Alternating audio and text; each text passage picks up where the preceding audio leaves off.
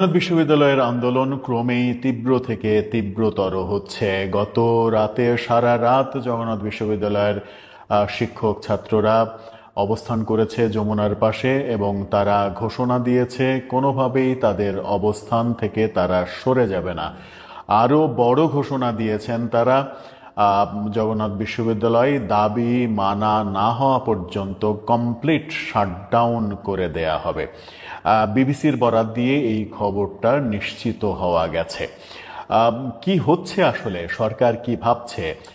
গতকালকে একজন শিক্ষক প্রতিনিধির একটা ভিডিও রীতিমতো চমকে যাওয়ার মতো কথাবার্তা তিনি বলেছেন, অনেক কথা বলেছেন তিনি, এবং উপদেষ্টা মাহফুজ আলম সম্পর্কে বেশ কঠিন ভাষায় তাকে কথা বলতে শোনা গেছে এবং আলটিমেটাম দিতেও শোনা গেছে।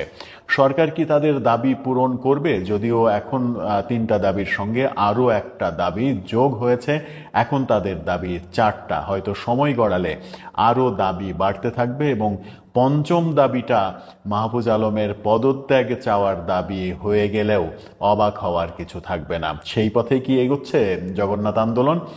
সেই আলোচনাই করবে এই ভিডিওতে। থাকবেন পলিটিক্স টিভির নিয়মিত আয়োজনে।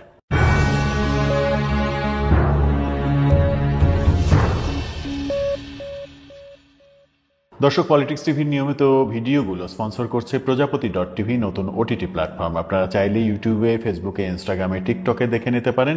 ডিসক্রিপশন বক্সে লিঙ্ক দেওয়া থাকবে, সেখান থেকেও আপনারা দেখে নিতে পারেন প্রজাপতির কার্যক্রম। বলছিলাম জগন্নাথের আন্দোলনের কথা।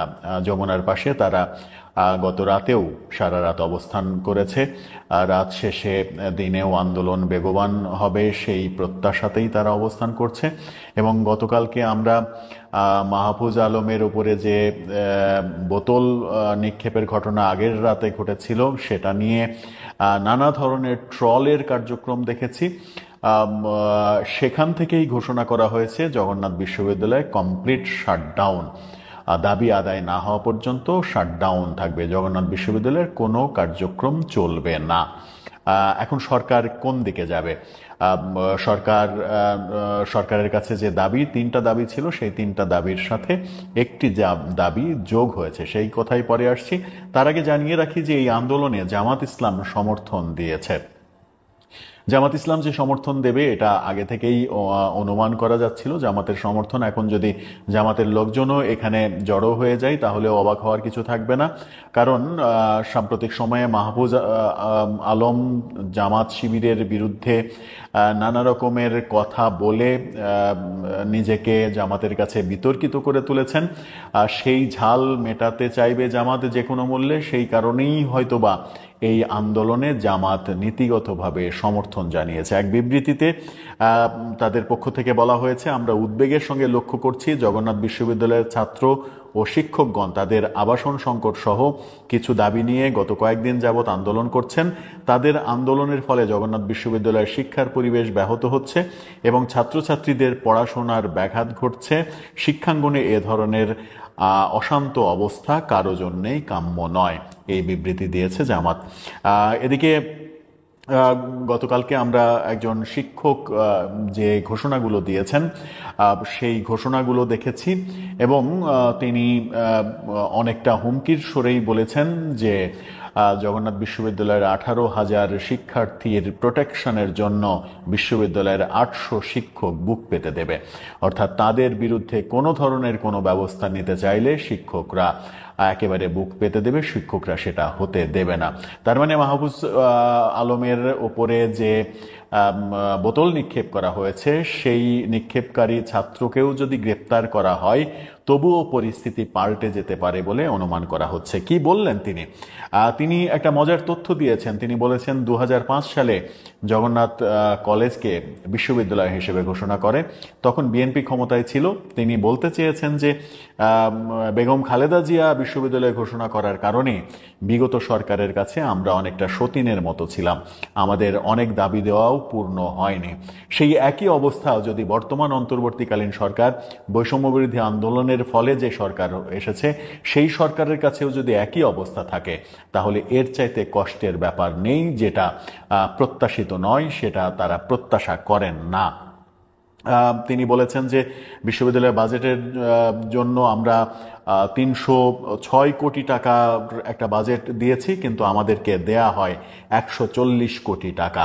ঢাকা বিশ্ববিদ্যালয়কে কয়েক গুণ বেশি দেয়া হলেও জগন্নাথ বিশ্ববিদ্যালয়ের ওপর সাথে এই ধরনের বৈষম্যমূলক আচরণ কোনোভাবেই মেনে নেওয়া যাবে না। তিনি আবাসন ভাতা এবং দ্বিতীয় ক্যাম্পাস ছাত্রদের ৭০% ছাত্রছাত্রীদের আবাসন ভাতা দিতে হবে, যেহেতু তাদের থাকার জায়গা নেই, হল নেই, সেটা দিতে হবে যতদিন পর্যন্ত না আবাসন ব্যবস্থা হচ্ছে। এবং দ্বিতীয় ক্যাম্পাস যেটা, সেই দ্বিতীয় ক্যাম্পাসের কাজ অগ্রাধিকার ভিত্তিতে শেষ করতে হবে। এই ৩টি দাবির সঙ্গে নতুন দাবি যেটা যুক্ত করেছেন সেটা হচ্ছে যে পুলিশরা তাদের উপরে, শিক্ষক এবং ছাত্রদের উপরে আক্রমণ করেছিল। তার ভাষ্যমতে তারা কাকরাইল মোড় পার হওয়ার পরেও যমুনার কাছাকাছি আসার আগেই পুলিশ টিয়ার সেল নিক্ষেপ করে, সাউন্ড গ্রেনেড মারে, জল কামান মারে, বেধড়ক লাঠিচার্জ করে। এর সঙ্গে এই ঘটনা, এরকম আচরণ ফ্যাসিস্টের আচরণ। বর্তমানে ফ্যাসিবাদ বিরোধী আন্দোলনের পরে বৈষম্যহীন সরকার, সেই বৈষম্যহীন সরকারের পুলিশ এবং সরকারের পক্ষ থেকেও যদি ফ্যাসিস্টের মতো আচরণ দেখতে পাওয়া যায় তাহলে সেটা মেনে নেওয়া হবে না। এই কর্মকাণ্ডের সঙ্গে যে সকল পুলিশ জড়িত তাদেরকে বিচার করতে হবে, অন্যথায় আমরা এখান থেকে সরব না। তিনি স্পষ্ট বলেছেন যে যতক্ষণ পর্যন্ত সরকার তাদের দাবি মেনে না নিচ্ছে ততক্ষণ পর্যন্ত তারা এখানেই থাকবে এবং বিশ্ববিদ্যালয় একেবারে কমপ্লিট শাটডাউন ঘোষণা করেছেন তিনি। এমন কথাও বলেছেন মাহফুজ আলমকে নিয়ে, বলেছেন যে মাহফুজ আলমের একটা ভিডিও দেখলাম, সেখানে তিনি বলছেন 10 মিনিটের মধ্যে, পুলিশকে তিনি বলছেন 10 মিনিটের মধ্যে এই জায়গা ফাঁকা করে দাও। এই কথাটাকে তিনি বলেছেন মাহফুজ আলমের এমন ফ্যাসিবাদী ভাব, এই ফ্যাসিবাদী ভাব সে দেখাতে পারছে কারণ সে নিজে পুলিশ প্রোটেকশনে আছে। পুলিশ প্রোটেকশন থেকে বের হয়ে আসো, তারপরে বাস্তবতাটা বুঝতে পারবে।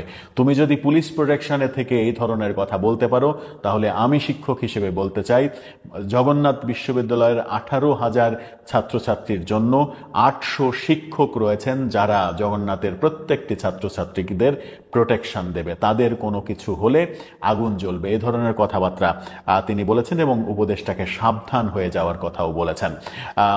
মাহফুজের বিভিন্ন কথার সমালোচনা করেছেন, নানা রকমের উক্তি। গতকালকে আমরা দেখেছি মাহফুজ আলম এটা নিয়ে একটা ফেসবুক পোস্ট দিয়েছিলেন, যেটা নিয়ে দৈনিক সমকাল একটা নিউজও করেছিল, কিন্তু কিছুক্ষণ পর সেই পোস্টটি আবার মাহফুজ আলম ডিলিট করে দিয়েছেন ফেসবুক থেকে। সেখানে তার যে ঘটনা, যে সকল কথাবার্তা, যে সকল অনাকাঙ্ক্ষিত ঘটনা তাকে কেন্দ্র করে হয়েছে তার জন্য তিনি ক্ষমা চেয়েছিলেন, সরি বলেছিলেন এবং ভুল থেকে শিক্ষা নিয়ে সামনে এগোনোর কথা বলেছিলেন। পরক্ষণেই দেখা গেল যে তিনি ফেসবুক থেকে তার পোস্টটি ডিলিট করে দিচ্ছেন। মাঝে মাঝে এই ঘটনা তার বেলায় দেখা যাচ্ছে। এর আগে বাংলাদেশের মানচিত্র বড় করে তিনি পোস্ট দিয়েছিলেন, ভারতের অনেক অংশ দখল করে বাংলাদেশের মানচিত্র বড় করে পোস্ট দিয়েছিলেন। 30 মিনিটও সেই পোস্ট রাখতে পারেননি। এই কদিন আগেই জামাত শিবিরের বিরুদ্ধে একটা পোস্ট দিলেন, পোস্ট দিয়ে 3 মিনিটও সেই পোস্ট রাখেননি, ডিলিট করে দিলেন। আবার দেখলাম যে এই আন্দোলনকে কেন্দ্র করে তিনি সরি বলে পোস্ট দিলেন, আবার সেই পোস্ট তিনি ডিলিট করে দিলেন সমকালে খবর প্রকাশিত হওয়ার পরে। কেন তিনি পোস্ট দেন, কেন ডিলিট করেন সেটা তিনিই ভালো বুঝতে পারবেন, কিন্তু জগন্নাথের ছাত্রছাত্রী এবং শিক্ষকদের মনোভাবে এটা স্পষ্ট যে এখন তাদের এই 4টি দাবি বাস্তবায়ন যদি সরকার না করে তাহলে পরিস্থিতি আরো ঘোলাটে হয়ে যাবে। যখন কিনা আমরা দৃশ্যমান দেখতে পাচ্ছি যে জামাত শিবির এটাকে সমর্থন দিয়েছে, তার মানে এটা একটা রাজনৈতিক পরিস্থিতির দিকে যাবে, তখন সরকারের জন্য আরো বেশি বিপজ্জনক হবে।